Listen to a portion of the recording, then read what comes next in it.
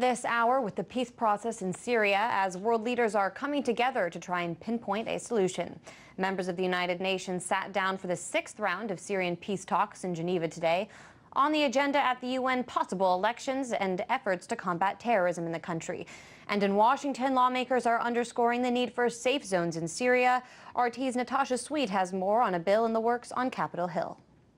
The fighting and chaos in Syria has become an international matter as more than 2 million refugees are now pouring into Lebanon. House Resolution 252 is calling for safe zones so that the refugees who want to go back home to Syria can do so safely. Philippe, the executive director of In Defense of Christians, says that they want to help those in need, but that Lebanon is in dire need of a solid solution. They want to continue to allow refugees into the country because they want to help people that are fleeing violence. They don't want to close the borders, but at the same time, they don't see a solution in sight to the civil war in Syria, and so they're very concerned that this is going to be a permanent presence. President Trump and Secretary of State Rex Tillerson are showing support for safe zones in Syria, but the question is which countries are going to be policing them? It's an international effort at the forefront for the UN as the Council discusses what options are on the table. If not, Nassif says Lebanon worries their country will become a terrorist breeding ground. They've been displaced. They're living in a foreign country that they don't know the language in some cases.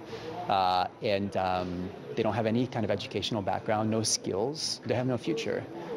You can have a radicalized element develop in some of these communities. And even those from the area worry what their country's future holds. When I went there, all I saw on the highway, which is only one highway from north to south in Lebanon, are Syrian cars. You know, everywhere you go, Syrians are working, maybe illegally, maybe some legally, but you see more Syrians than you see Lebanese people. That's the striking image.